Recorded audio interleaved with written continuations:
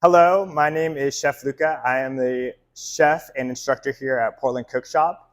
As you know, it's late spring. We have tons of beautiful produce that are popping off in the Willamette Valley right now, some of the best in the world.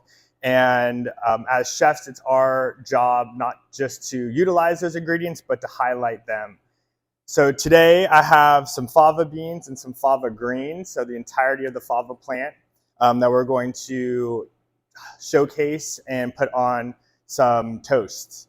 If you know anything about me, I love to bake and integrate a lot of baking into my cooking. First things first, favas are known to be kind of a tricky thing to prep. They take a little bit of work, especially when you have like a big bulk amount. So I'm just going to show you how I like to prep them real quick. First of all, we'll just take the beans out the pod.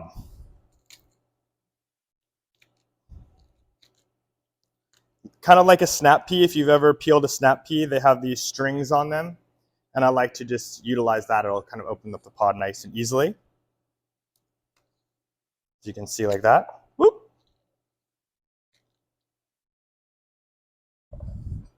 Now, fava beans have this weird skin on the outside. So this isn't the finished bean. There's this funny skin.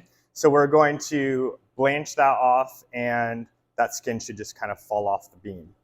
I love blanching. It's one of my favorite techniques. I think it's really underutilized, especially in the home kitchen. And when you're getting all your beautiful products from your CSA and you're trying to extend the life or integrate them into your home cooking, blanching and then shocking in ice water is going to be a way to make them really vibrant and green, but also preserve them and lock in a lot of the chlorophyll and nutrients that makes them the most digestible for yourself. So big fan of blanching. I'm gonna show you how to do it real quick. So I got a pot of water that's boiling right now. It's seasoned, salty like the sea, so make sure to taste your blanching water. It's really important. We're going to essentially be seasoning our vegetables from the inside out in that process. So, we maybe need to use less salt at the finishing end. So I love to have salty blanching water. I love a spider whisk that makes it easy to kind of get in here and pull our beans out. But I'm just going to demonstrate with a few beans to start. So we'll throw our fava beans that have been peeled into our water, wait a few moments. As you can see here, I have a pretty small pot of water, and I'm only blanching off a few fava beans right now. If you're gonna have a larger amount, say you're prepping a whole case worth, the second that you drop those favas in your water, it's gonna drop the water temperature. So I suggest having a larger pot of water, which essentially means that temperature change isn't going to be as great as if you were to have a small pot like this. I'm just like to just get in here and use my fingers to just feel how these are progressing. They're still pretty firm, and that skin is still tightly adhered to that bean. So I'm just kind of waiting a little bit longer. I love to use my senses when I'm cooking. So I'm tasting, I'm touching, I'm smelling, I'm looking, and those are really going to help us gauge how far things have cooked. Should be good. All right, so we'll immediately plunge those favas right into our ice water. And the ice water, right, it's gonna instantly stop the cooking, well, hopefully pretty instantly. And it's gonna help that skin kind of release off of the bean. And this is a way for us to really control the level of cook. If we were to just pull it out and let it sit on the counter, it's gonna continue to cook through that residual heat. So we want to really utilize shocking to create a lot of precision in our cooking. Yeah. After you cook them off, these little skins should be able to pull open, and you can just flick the fava beans out. You can see how beautiful, vibrant that they are. That is really what that blanching and shocking technique does. If you're familiar with, cooking vegetables and they turn gray or kind of brown, soon after cooking them, it's because you're not blanching them. So I recommend it. Okay.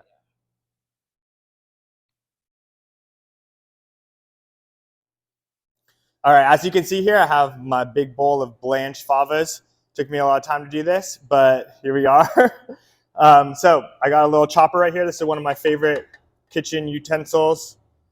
Small enough to handle kind of cooking for two rather than having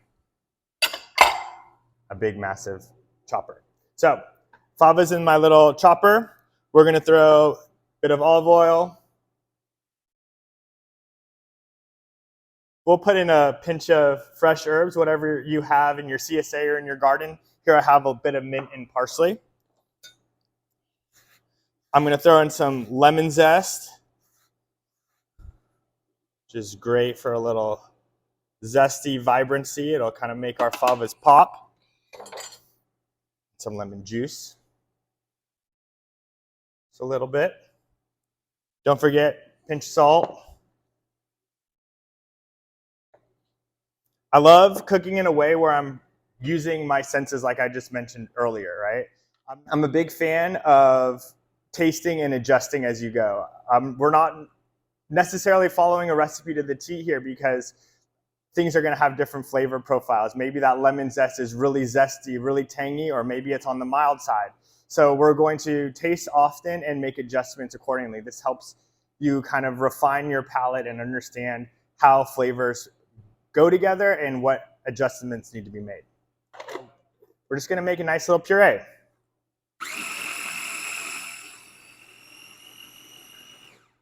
At this point, you can make it really thick and really chunky. You can make it super smooth, pass it through a fine mesh strainer if you want. That's your prerogative. I like it a little chunky. Why not? Always taste. More salt. More lemon. I want that lemon to really play a big role in this.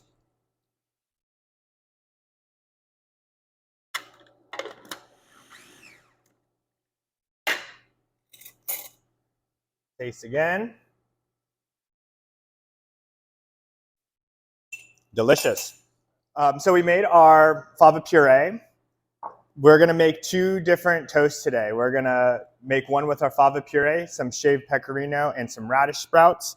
And then our other tartine is going to have some whipped ricotta and some fava greens that we dress up nicely on top of that. So first things first, though, we got to toast our bread. Of course, I make my own bread. It would be awesome if you do the same thing as well. But if not, I recommend sourcing some delicious bread from your local bakery. It's just going to be the best. Don't be afraid, though. I always like to store bread in the freezer. So if you're buying like lots of bread and you may not be consuming as much as you are buying, you can always slice and stash it in the freezer for another day. It's pretty good, especially when you're going to be toasting it up. So we'll cut two pieces.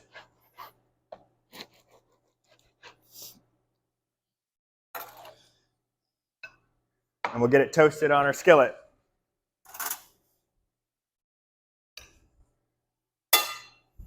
I much prefer toasting with butter in a pan because you're going to toast and butter at the same time rather than drying out your toast in like your traditional toaster.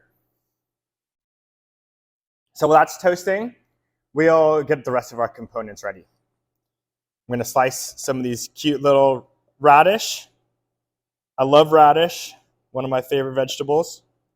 The number one thing when you're working on knife skills, in my opinion, is having a sharp knife. So have a sharp knife. That doesn't necessarily mean an expensive knife, but sharp being the operative word. I like to also take this moment to really try to focus on our technique. So I'll keep my knife really inside of my body. I'm not working outside away from my chest or my sternum. I'm keeping really vertical pressure on that radish, right? This is a little bit awkward.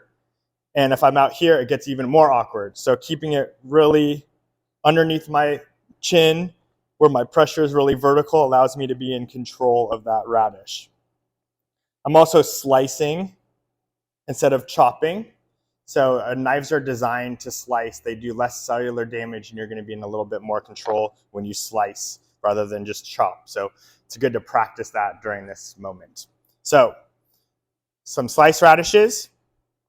We have some fava greens right here. These are great. These can be sauteed. I like to eat them raw personally. I think that they have like a really mild, delicate flavor. They have a really tender leaves, so they're not really chewy or super hardy, especially earlier in the season.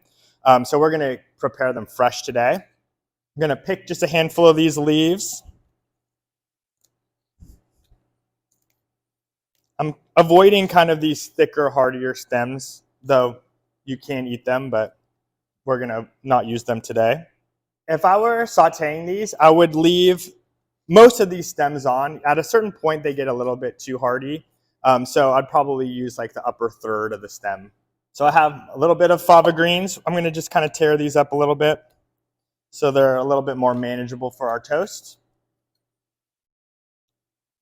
Of course, some fancy olive oil, just a little drizzle, good pinch of salt. This is some white wine vinegar that has tarragon in it, which is one of my favorites. Love it. And we're just going to toss this up, essentially like we're dressing a salad, same kind of mindset. Make these pieces a little smaller. All right here I have some whipped ricotta. This is just whipped up in that little food chopper that I had out earlier with just a little olive oil, salt and pepper, and some lemon zest and juice. Once again, I was practicing that taste and adjust technique that I talked about earlier. Of course, I have it here in a little pastry bag with a Saint Honore tip, so it looks really cute when we plate it up here in a little bit. But at home, you could just smear it on your toast with a knife or spoon, whichever you prefer. That way, you know, if you would like to pipe it, go for it, but you don't need to. All right, so we're now going to construct our tartine. So we'll start with our fava tartine. We have our toast nicely toasted. A good bit of our puree that we made. Look at how green and beautiful that is. I want a good layer on there. I want it to be present. I don't want it just to be hidden by the toast. We have some pecorino romano. I love pecorino romano. It has nice salinity to it. It's really nice and hard. And I'm going to just shave it with a vegetable peeler. I think people at home might not really know how to do this or don't do this often. And so I'll show you how I like to shave pecorino.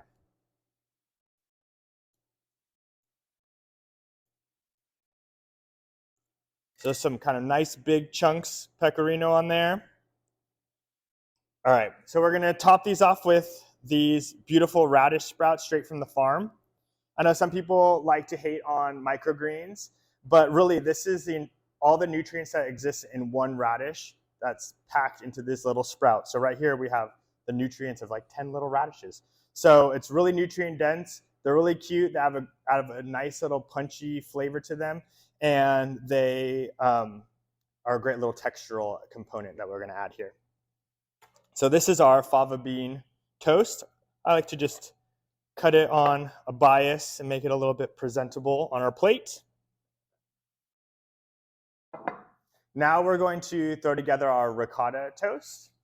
We have our toast nicely toasted, golden brown. Our ricotta puree, whipped ricotta, I should say.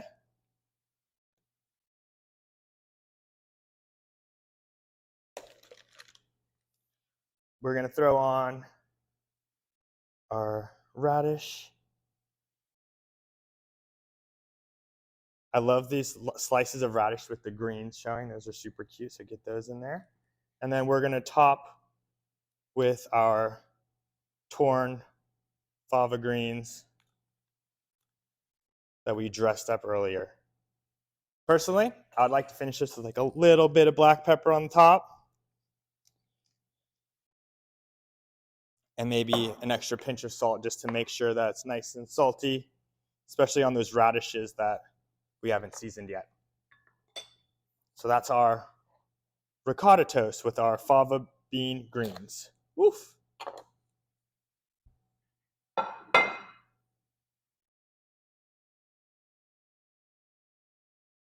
Voila.